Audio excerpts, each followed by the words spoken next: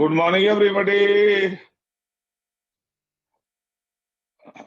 Good morning, good morning, good morning. हम लोग सुप्रभात।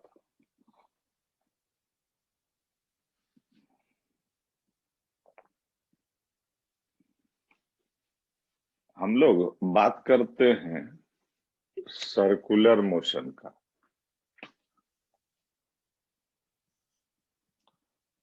सर्कुलर मोशन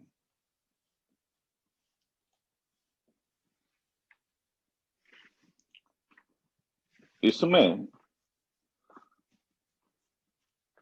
वही चीज है कि अगर मान लीजिए एक पार्टिकल, एक बॉडी किसी एक्सिस के अबाउट सर्कुलर पाथ में घूमता है इन रेडियस कैपिटल R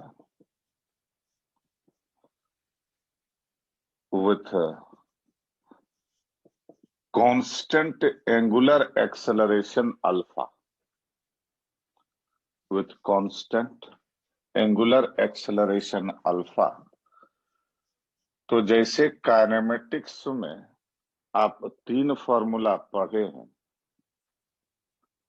वैसे ही रोटेशनल मोशन में भी होगा, सर्कुलर मोशन में भी उसी ढंग से फॉर्मूला होगा।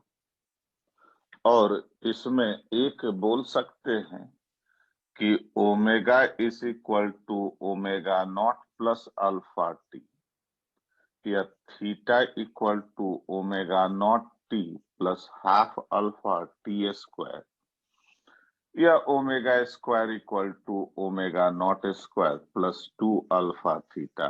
तो जैसे आप जानते हैं कि काइनेमेटिक्स में v equal to u plus a t या s equal to u t plus half a t square, या जो भी ये तीनों फॉर्मूला है, ये वैलिड ही सिर्फ तब है जब पार्टिकल कांस्टेंट एक्सेलरेशन से मूव करे। उसी ढंग से ये तीनों फॉर्मूला भी सिर्फ तभी वैलिड है जब पार्टिकल कांस्टेंट एंगुलर एक्सेलरेशन से मूव करे। अगर एंगुलर एक्सेलरेशन कांस्टेंट नहीं है तो इस तीनों में से किसी भी फॉर्मूला को आप यूज नहीं कर सकते। अगर एक्सेलरेशन के बदले रिटार्डेशन हो जाए तो यही फॉर्मूला कन्वर्ट हो जाता है omega equal to omega naught minus alpha t, या theta equal to omega naught t minus half alpha t square, या omega square equal to omega naught माइनस 2 अल्फा थीटा। लेकिन ये सब सिर्फ तब वैलिड है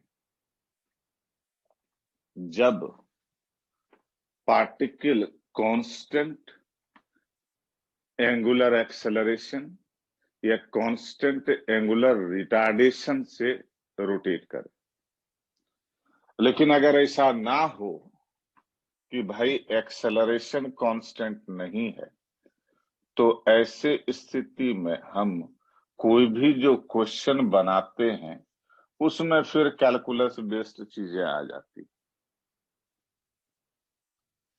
तो alpha equal to d omega by d t लिखते हैं। ये तब लिखते हैं जब या तो alpha as a function of time दिया हुआ हो, या omega as a function of time निकालना हो।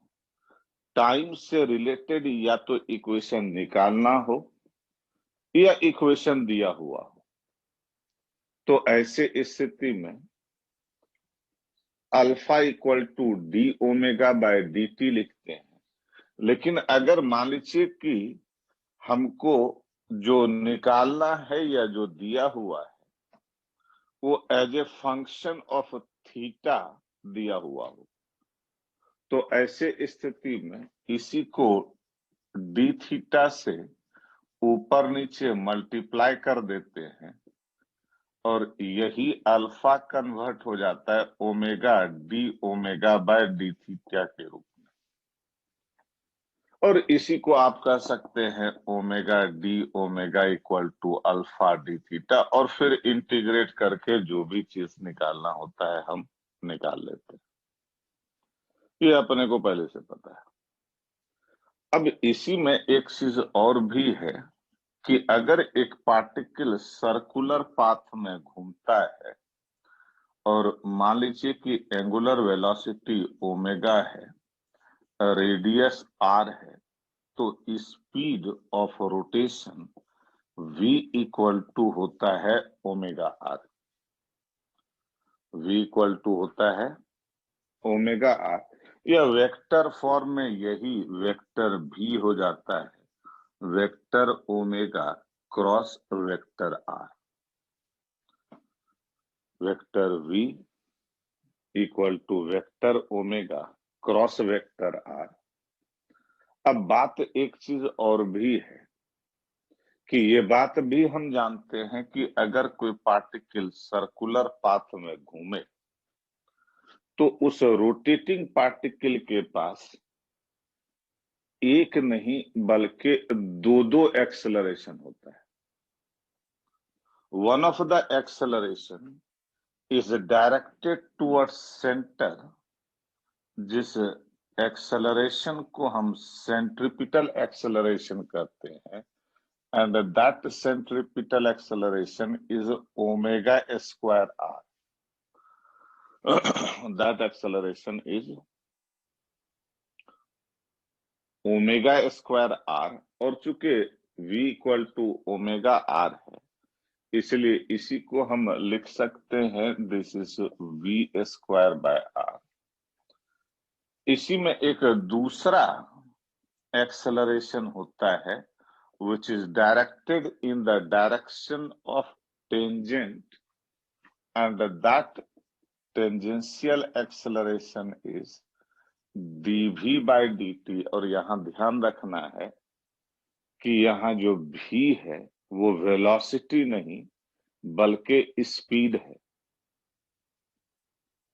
यहाँ पर जो at equal to dv by dt है, इसमें v वेलोसिटी नहीं बल्कि स्पीड है, और इसी को हम आर अल्फा भी लिख सकते हैं।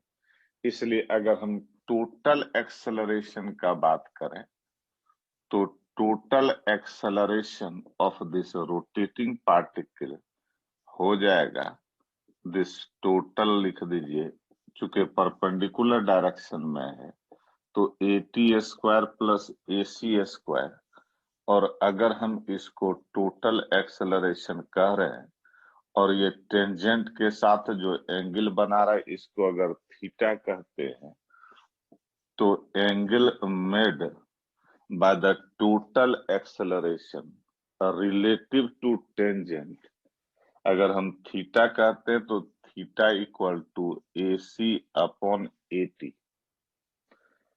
Theta equal to ac upon at।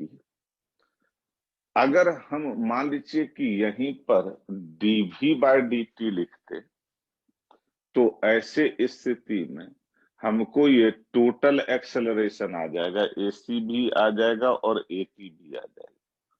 लेकिन जब हम यहाँ पर at equal to dv bye dt लिख रहे हैं तो यहाँ पर चूंकि v सिर्फ मैग्नीट्यूड ऑफ वेलोसिटी है, इसीलिए ये टेंजेंशियल एक्सेलरेशन आर अल्फा आया। मतलब ये कि ये जो टेंजेंशियल एक्सेलरेशन किसी रोटेटिंग पार्टिकल के पास एराइज होता है, टेंजेंशियल एक्सेलरेशन एराइज ही सिर्फ इसलिए होता है, यह तब होता है जब मैग्नीट्यूड ऑफ वेलोसिटी चेंज करे। मैग्नीट्यूड ऑफ वेलोसिटी के बदलने के कारण रोटेटिंग पार्टिकल के पास जो एक्सेलरेशन होता है उस एक्सेलरेशन को हम टेंजेंशियल एक्सेलरेशन कहते हैं। लेकिन डायरेक्शन के बदलने के कारण, चूंकि डायरेक्शन और वेलोसिटी भी अगर सिर्फ बदल रहा है, तब भी वेलोसिटी तो बदल ही रहा है, और डायरेक्शन ऑफ वेलोसिटी के बदलने के कारण जो एक्सेलरेशन एराइज होता है, उसको हम बोलते हैं सेंट्रिपिटल एक्सेलरेशन। और इसीलिए अगर कोई पार्टिकल कांस्टेंट स्पीड से सर्कुलर पाथ में भी अगर घूमता है, तो चूंकि स्पीड कांस्टेंट है तो टेंजेंशियल एक्सेलरेशन तो जीरो होता है। लेकिन चूंकि सर्कुलर पाथ में घूम रहा है, direction of velocity is changing, तो उसके पास डायरेक्शन के बदलने के कारण जो एक्सेलरेशन एराइज होता है, उसको हम बोलते हैं सेंट्रिपिटल एक्सेलरेशन। और ऐसा मोशन जिसमें कि पार्टिकल कांस्टेंट स्पीड से सर्कुलर पाथ में घूमे, उसको हम बोलते हैं uniform circular motion. Uniform circular motion का मतलब होता है कि the speed of rotation of the particle is constant. सिर्फ बदल क्या रहा है? डायरेक्शन।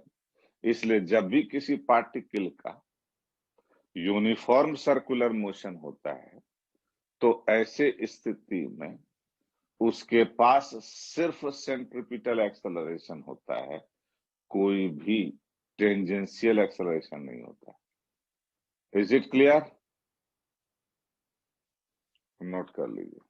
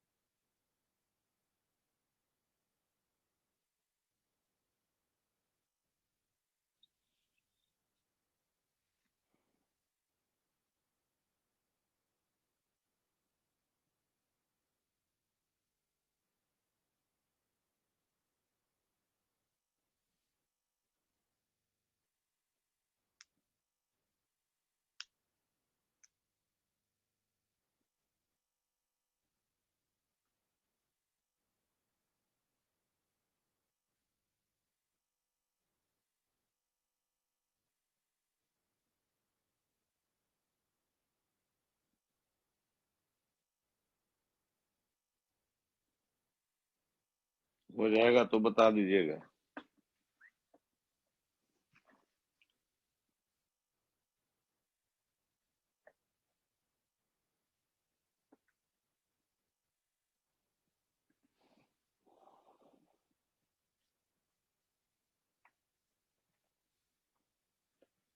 CRQ सबको मिला हुआ है ना?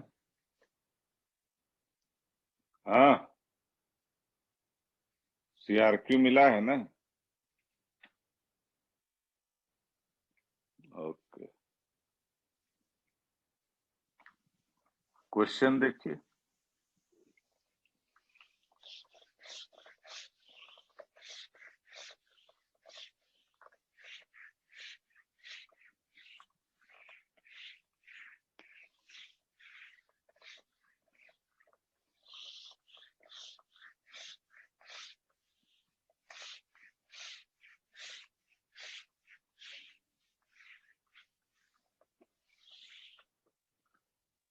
क्वेश्चन नंबर 1 को देखा जाए क्या कह रहा है।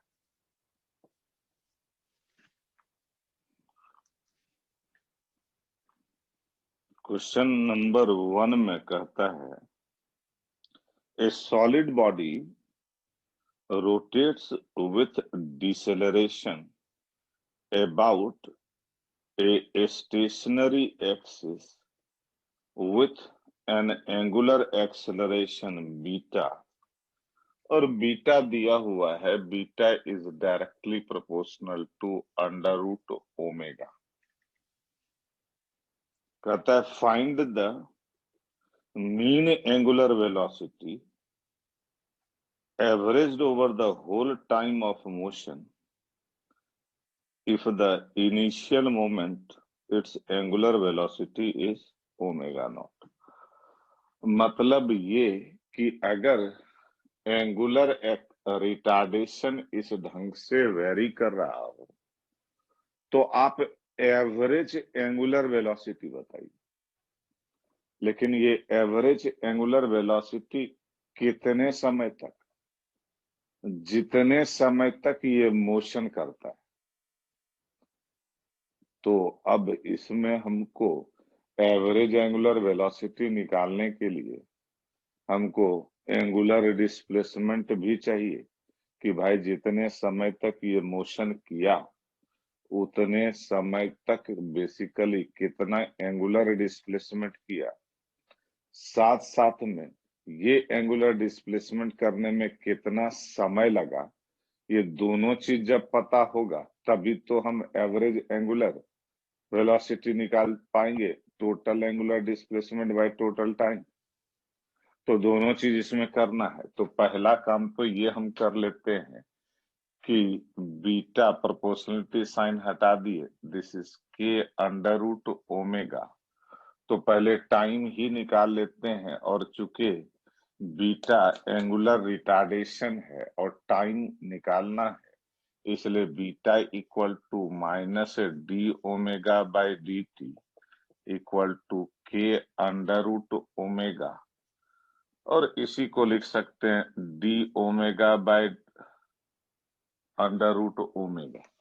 ओमेगा को एक साइड कर लीजिए तो ये हो जाएगा d omega upon under root omega equal to minus k d t, और इंटीग्रेट अगर करें तो t इक्वल टू 0 पर एंगुलर वेलोसिटी ओमेगा नॉट है, और किसी समय t पर एंगुलर वेलोसिटी 0 हो जा रहा है। तो इसी को लिख सकते हैं 2 under root omega, this is omega not to 0 equal to minus k t, और इसी को minus 2 under root omega not equal to minus k t, इसलिए t equal to 2 under root omega not by k. ये तो हम time of motion निकाल लिए। अब तो हमको एंगुलर डिस्प्लेसमेंट भी निकालना है भाई, और एंगुलर डिस्प्लेसमेंट अगर निकालना है तो इस बीटा को एंगुलर डिस्प्लेसमेंट के टर्म में सोचना पड़ेगा। तो again beta equal to k under root omega, और चूंकि एंगुलर डिस्प्लेसमेंट निकालना है इसलिए इसी बीटा को अब हम लिखेंगे minus omega d omega by d t नहीं d theta is equal to k under root omega, और इसी को लिख सकते हैं under root omega d omega equal to k d theta, और इसको अगर इंटीग्रेट करें तो थीटा इक्वल टू 0 से थीटा, और ये ओमेगा नॉट से 0, और ये हो जाएगा ओमेगा पर power 3/2 upon 3/2, this is omega not to 0 and this is minus k theta, और इसी को लिख सकते हैं 2/3 and this is 0 minus omega not पर power 3/2 equal to minus k theta, इसलिए थीटा इक्वल टू हो जाएगा 2/3 ओमेगा नॉट पर पावर 3/2 के। अब एंगुलर डिस्प्लेसमेंट भी निकल गया और टाइम भी निकल गया, इसलिए एवरेज या मीन एंगुलर वेलोसिटी, तो मीन एंगुलर वेलोसिटी सीधे सीधे angular displacement by time, angular displacement अपने को पता है दिस इज 2/3 ओमेगा नॉट पर पावर 3/2 के तो है ही, डिवाइडेड बाय टाइम कर दीजिए, और टाइम भी निकाल ही चुके हैं 2 under root omega not by k तो हट ही गया, 2 भी हट ही गया, और ये हो जाएगा omega not by 3 and this answer. सही है? ओके, नोट कर लीजिए इसको।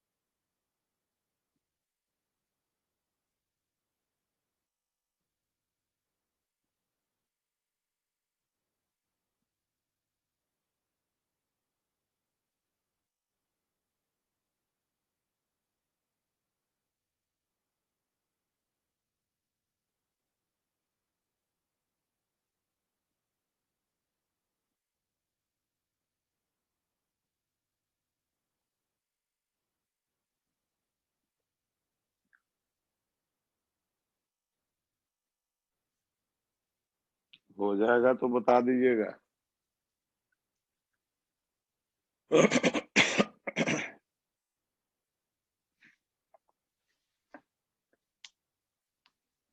जिसका हो गया है वो क्वेश्चन नंबर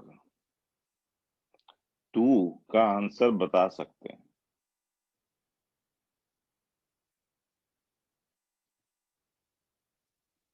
जिसका हो गया है वो क्वेश्चन नंबर 2 का आंसर बता सकते हैं।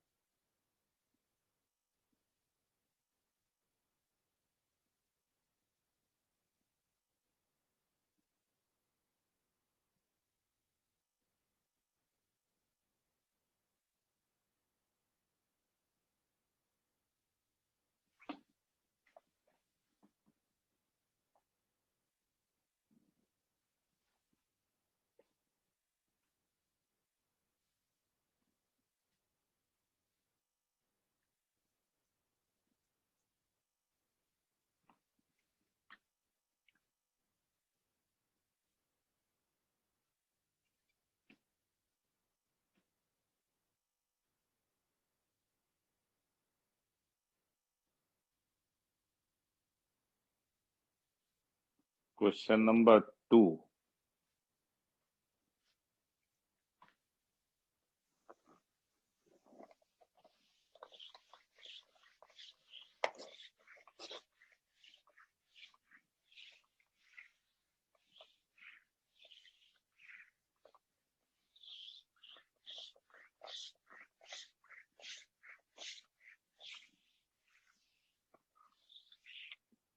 टू को पढ़ा जाए पहले, क्या करा। 2 सेकेंड चमन बोल रहा है, कुछ लोग 8 सेकेंड बोल रहा है। पढ़ते हैं क्वेश्चन क्या कर रहा है। In a circular motion of a particle, the tangential acceleration of the particle is given by this. The radius of the circle described is 4 meter. ठीक बात है। The particle is initially at rest, ये बात भी ठीक है। Find the time after which total acceleration of the particle makes 45 degree with radial acceleration। मतलब कहना ये चाह रहा है कि एक पार्टिकल सर्कुलर पाथ में घूम रहा है और हमको ये बात बताना है कि किस समय पर इस रोटेटिंग पार्टिकल का जो टोटल एक्सेलरेशन है, ये टोटल एक्सेलरेशन है, वो रेडियल एक्सेलरेशन से 45 डिग्री एंगल पर है। तो एक बात क्लियर है कि सर्कुलर मोशन कर रहा है तो 2 एक्सेलरेशन है, एक तो सेंट्रीपिटल एक्सेलरेशन है और दूसरा टेंजेंशियल एक्सेलरेशन है। और ये टोटल एक्सेलरेशन अगर 45 डिग्री इस रेडियल एक्सेलरेशन से बना रहा है तो यही 45 डिग्री तो ये बेसिकली टेंजेंट के साथ भी बना रहा है, और टेंजेंट के साथ जो एंगल बनाता है that is tan theta, and this tan theta equal to AC upon AT, और tan 45 degree and this is 1, and this is AC equal to AT। AC तो अपने को पता है, this is omega square r, this is omega square r, and AT is alpha r, ये भी सही है। और हालांकि ये AT का वैल्यू दिया हुआ है तो हम चाहें तो AT भी रख सकते हैं, लेकिन ओमेगा तो भाई निकालना पड़ेगा। Omega equal to omega not plus alpha t, omega equal to omega not plus alpha t, और इनिशियल एंगुलर वेलोसिटी दिया हुआ है 0, इसलिए omega equal to alpha t हो गया। और इसी को लिख सकते हैं alpha square t square r equal to a t, और आर अल्फा आर का square t square by r equal to a t, और ये अल्फा आर तो ए टी ही है, a t square by r equal to a t, ये a t cancel out हो गया, t equal to under root r by a t, यही तो है। और आर हमको दिया हुआ है 1 और 82, ये तो मेरा कुछ अलग आंसर आ रहा है जी, तुम लोग का कुछ अलग आ रहा है। सही है ना ये?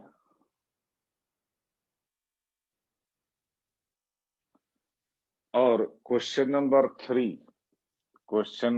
3 को देखिए क्या कह रहा है। A T equal to 2t है, ऐसा है क्या? क्या बात कर रहे हो? एक मिनट देख लेते हैं। अच्छा हाँ, 2t है ये 80, तो फिर तो हमको दूसरे ढंग से सोचना पड़ेगा। यहाँ तक तो ठीक है, इसके आगे ठीक नहीं है। 80 दिया हुआ है 2t के बराबर, तो ये भी तो अप्लाई नहीं कर सकते। 80 चूंकि 2t है, तो ये हो जाएगा dv bye dt equal to 2t, इसलिए r d omega by d t equal to 2t, और आर दिया है 1 मीटर, तो इसलिए d omega equal to 2t dt, इसलिए इंटीग्रेट अगर करें 0 से t, 0 से ओमेगा, 0 से t, तो ये हो जाएगा हमारा omega equal to t square. अब हम यहाँ पर लिख सकते हैं t पर power 4 r equal to r, और 80 तो डायरेक्ट 2t दिया हुआ है ही, तो ये हो जाएगा t cube r equal to 2t। फिर तो कुछ गड़बड़ लग रहा है। ओमेगा तो निकाल लिए, ठीक है, और 2t हो गया, T square bye 2 cancel, T square हो गया, t पर पावर 4 हो गया r, और ए टी तो 2t दिया हुआ ही है, तो t cube r equal to t, तो t equal to 2 by r पर पावर 1/3, और ये हो जाएगा 2 पर पावर 1, ऐसा आ रहा है। रेडियस 4 मीटर दिया है, ये गड़बड़ क्यों हो रहा है भाई बार बार? हाँ, तो रेडियस 1 मीटर हम कहाँ से ले लिए? फिर गड़बड़ हो गया, तो यहाँ भी तो गड़बड़ हो गया है। फिर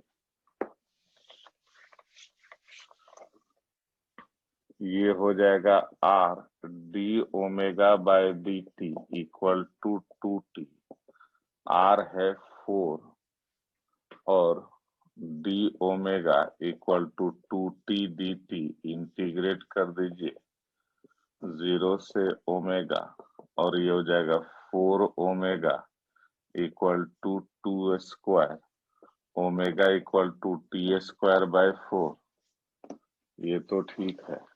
अब देखिए, इस बार गड़बड़ नहीं होना चाहिए।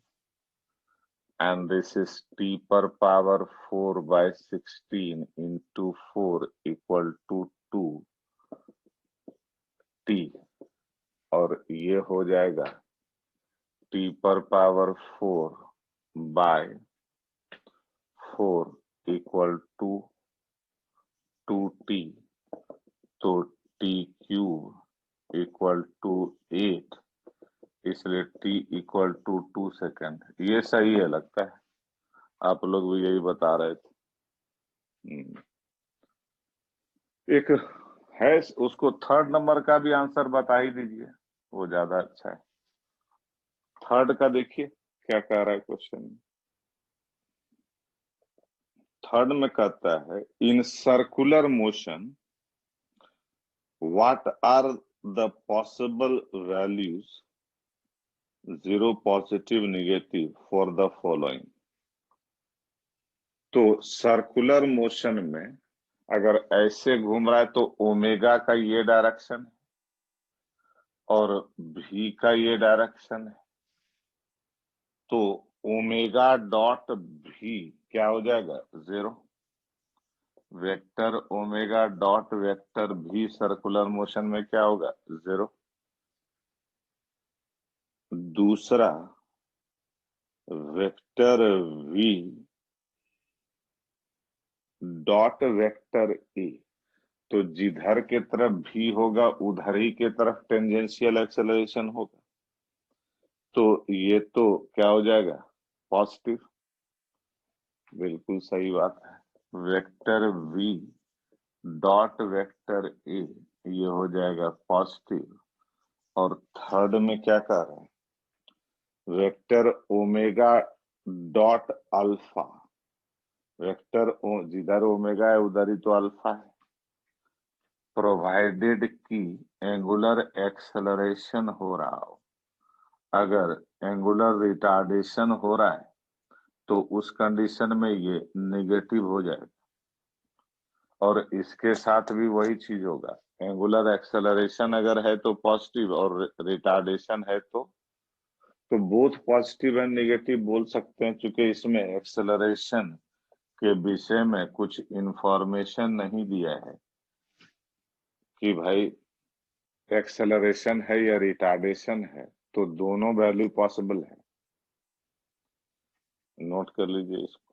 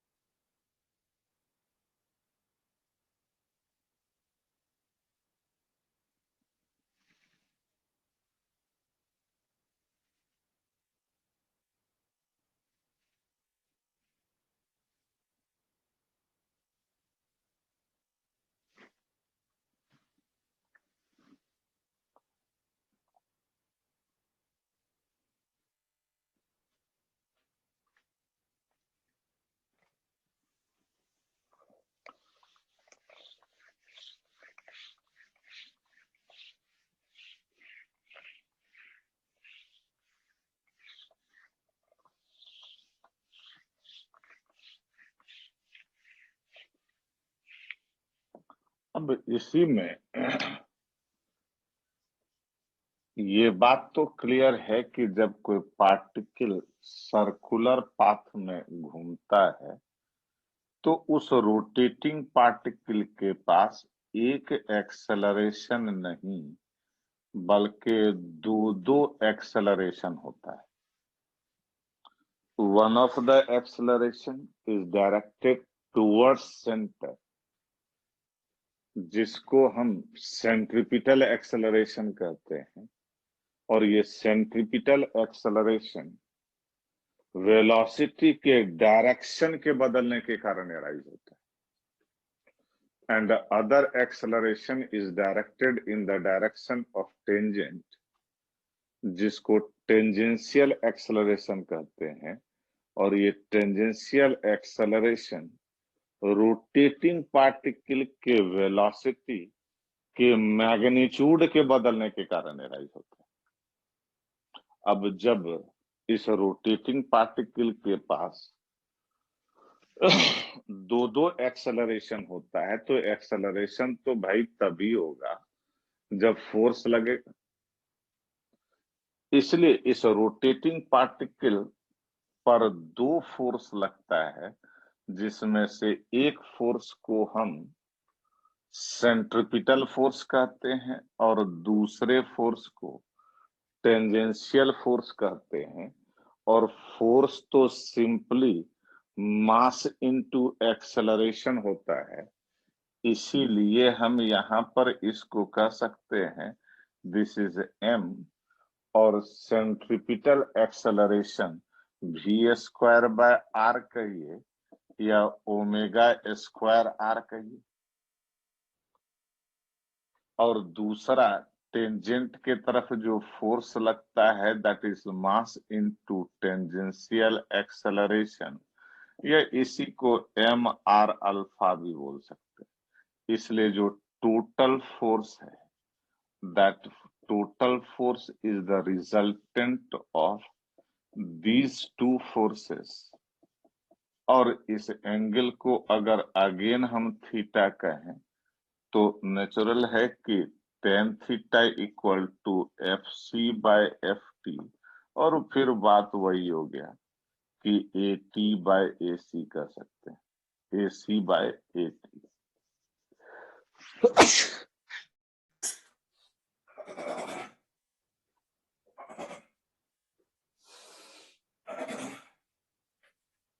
अब एक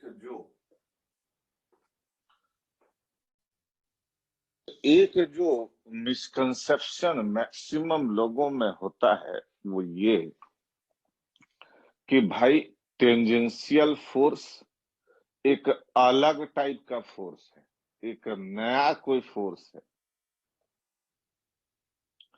जबकि ऐसा कुछ भी नहीं। एक्चुअली ऐसा कोई भी फोर्स जो रोटेटिंग बॉडी में टेंजेंशियल एक्सेलरेशन प्रोड्यूस कर सके, उसको टेंजेंशियल फोर्स कहते हैं। या ऐसा कोई भी फोर्स जो बॉडी में सेंट्रिपिटल एक्सेलरेशन प्रोड्यूस कर सके, उसको हम सेंट्रिपिटल फोर्स कहते हैं। ये सेंट्रिपिटल फोर्स कोई नया और अलग टाइप का कोई फोर्स है नहीं। अगर आप ऐसे इसको देखना चाहते हैं तो मान लीजिए कि एक स्ट्रिंग है, इस स्ट्रिंग से एक पार्टिकल अटैच कर दिया गया है, और इस पार्टिकल का जो टेंशन है, ये जो स्ट्रिंग का टेंशन है वो T है, जिसके कारण ये पार्टिकल घूम रहा है। तो यहाँ पर जो फोर्स टुवर्ड्स सेंटर लग रहा है, जो इस पार्टिकल में सेंट्रिपिटल एक्सेलरेशन प्रोड्यूस कर रहा है, वो स्ट्रिंग का टेंशन है। इसलिए यहाँ पर ये जो टेंशन है, यही टेंशन बेसिकली सेंट्रिपिटल फोर्स के तरह काम करेगा। यहाँ पर सेंट्रिपिटल फोर्स है टेंशन, और ये टेंशन चूंकि सेंट्रिपिटल एक्सेलरेशन प्रोड्यूस कर रहा है, इसीलिए यहाँ पर इस टेंशन का वैल्यू हो जाएगा मास इनटू सेंट्रिपिटल एक्सेलरेशन। वैसे ही अगर आप जानते हैं कि एक कार अगर सर्कुलर पाथ में रोटेट करता है, सर्कुलर पाथ में घूमता है, तो इस रोटेटिंग कार पर एक फ्रिक्शन लगता है, static frictional, limiting static frictional force towards centre. तो इस कंडीशन में इस कार के लिए एक्चुअली जो सेंट्रिपिटल फोर्स है वो फ्रिक्शनल फोर्स ही है, क्योंकि यही फ्रिक्शनल फोर्स एक्चुअली इस कार में सेंट्रिपिटल एक्सेलरेशन प्रोड्यूस करता है। इसलिए यहां पर हम कह सकते हैं कि सेंट्रिपिटल फोर्स एक्चुअली एफएस है और force equal to mass into acceleration होता है। लेकिन ये एक्सेलरेशन चूंकि सेंट्रिपिटल एक्सेलरेशन है, इसलिए F S equal to m v square bye.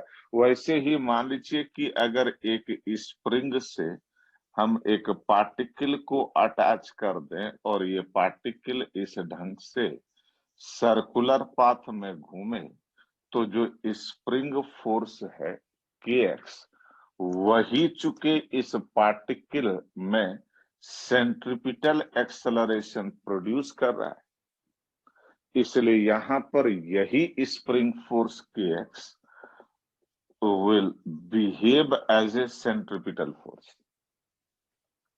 यहां तक तो ये पॉइंट क्लियर हो गया होगा कि सेंट्रिपिटल फोर्स कोई कोई फोर्स नहीं है, आप ऐसे कह सकते हैं। सेंट्रिपिटल फोर्स कोई नया टाइप का फोर्स कुछ नहीं है, बल्कि ऐसा कोई भी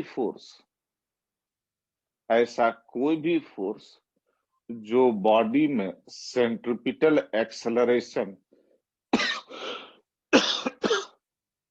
ऐसा कोई भी फोर्स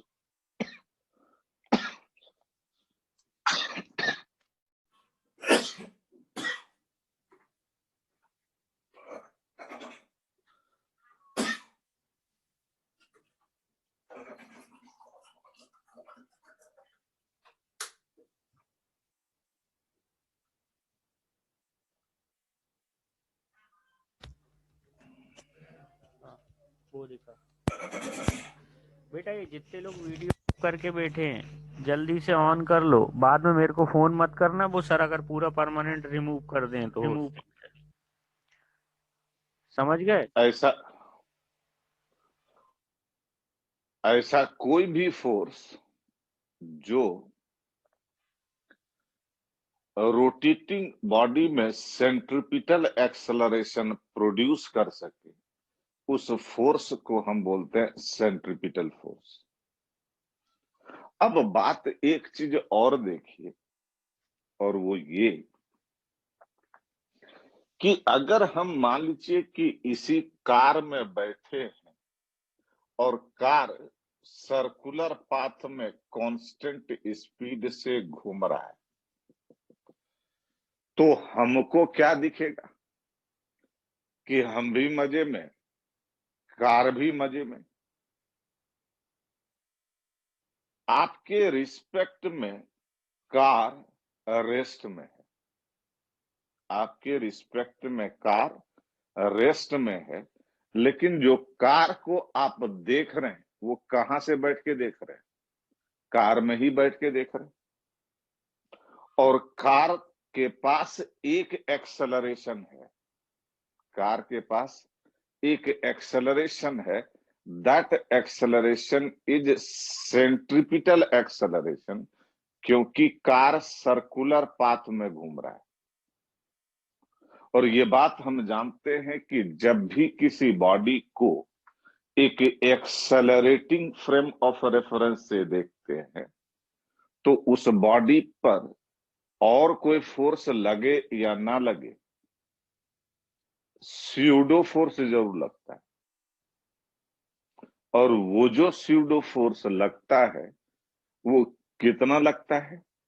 जिसको हम देख रहे हैं उसका मास और जहां से हम बैठ के देख रहे हैं उसके एक्सेलरेशन के प्रोडक्ट के बराबर लगता है। और किधर लगता है? जहां से बैठ के देख रहे हैं उसके एक्सेलरेशन के अपोजिट डायरेक्शन में लगता है। इसीलिए अगर हम इस कार को अब ग्राउंड से बैठ के ना देखें, इस कार को ग्राउंड से बैठ के ना देखें बल्कि कार में ही बैठ के देखें, तो इस पर एक कार पर एक स्यूडो फोर्स लगेगा।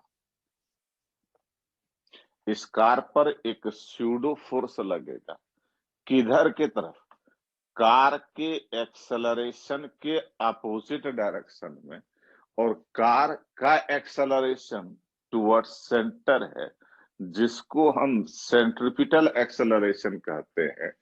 इसलिए इस कार पर एक स्यूडो फोर्स लगेगा एम ए नॉट, और यहां पर ए नॉट के जगह क्या है? AC, centripetal acceleration. इसीलिए आप इसको कह सकते हैं this is m v square by r. और यही जो स्यूडो फोर्स लगता है, यही जो स्यूडो फोर्स लगता है किसी रोटेटिंग बॉडी पर, which is directed away from the center of rotation, इसी को हम बोलते हैं सेंट्रीफ्यूगल फोर्स। इसी को क्या बोलते हैं? Centrifugal force. तो इसलिए आप देखिए कि इस रोटेटिंग कार को अगर ग्राउंड से बैठ के देख रहे हैं तो हमको कार सर्कल में घूमता हुआ नजर आ रहा है। और उस स्थिति में चूंकि ग्राउंड से बैठ के देख रहे हैं, इस पर कोई सेंट्रीफ्यूगल फोर्स नहीं लगेगा। लेकिन चूंकि सर्कल में घूम रहा है तो नेचुरल है सेंट्रिपिटल एक्सेलरेशन टुवर्ड्स सेंटर है।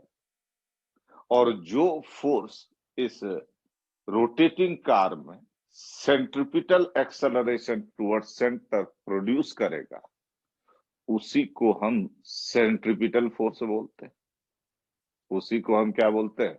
सेंट्रिपिटल फोर्स बोलते हैं। और यहां पर ये friction, and this friction equal to mass into acceleration mv square by.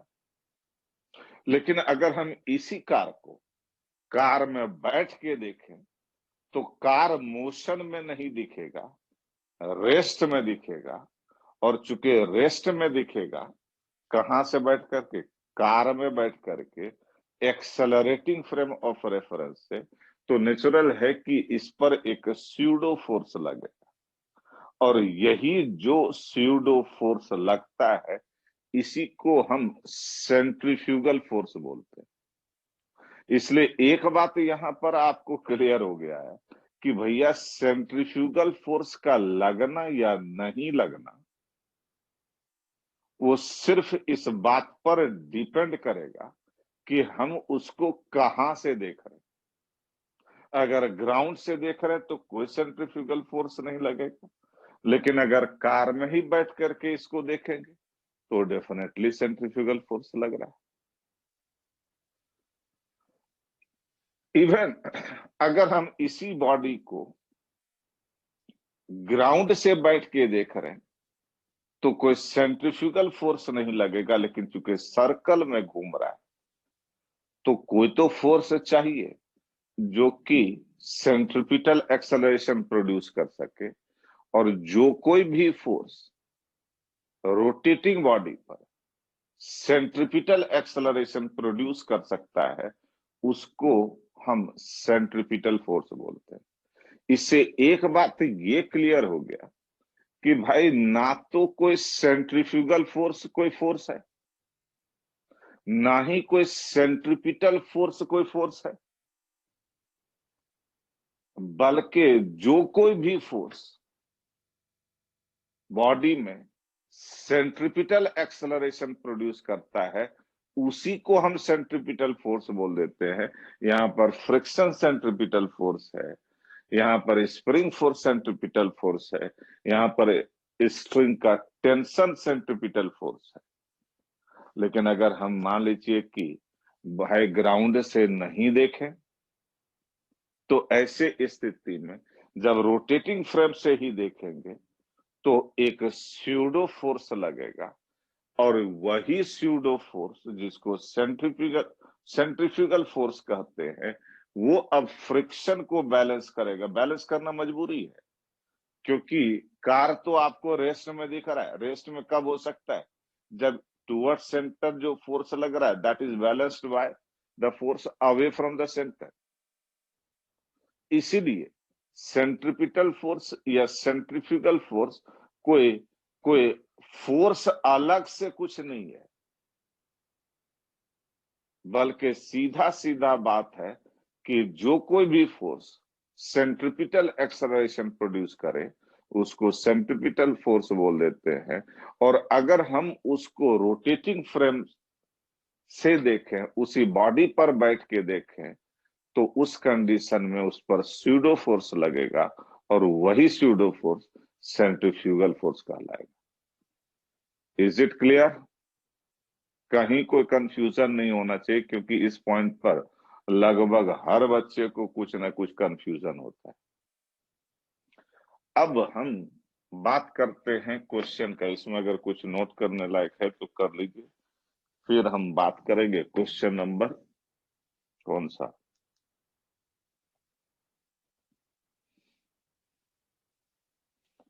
4 का।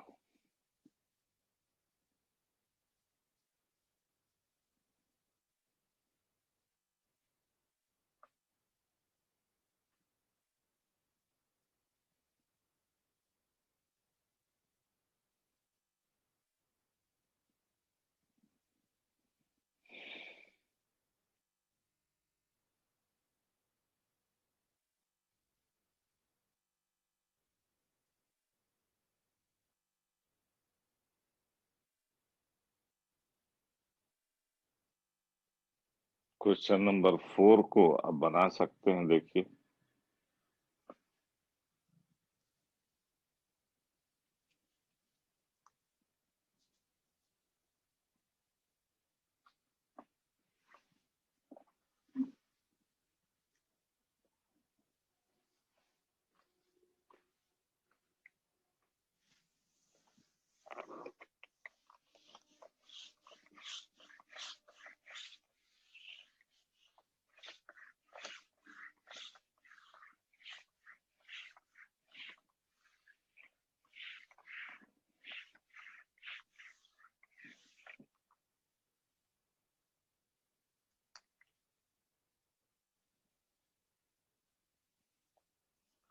क्वेश्चन नंबर 4 में देखते हैं क्या कह रहा है। कहता है a long rod has a bead which can slide along its length and is initially placed at a distance L from one end A of the rod.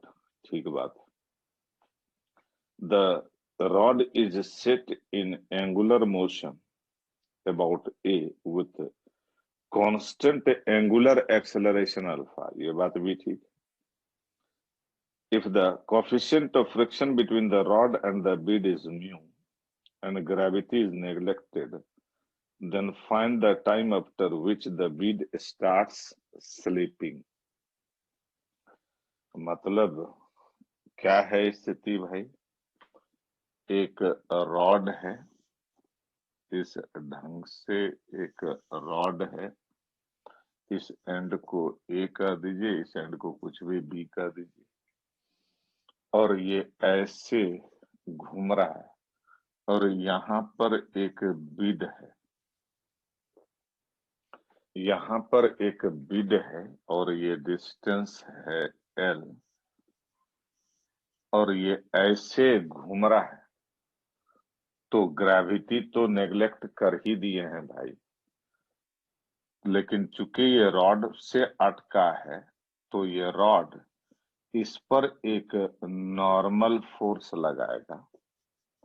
ये रॉड इस पर एक इधर के तरफ नॉर्मल फोर्स लगाएगा, और यही नॉर्मल फोर्स इसमें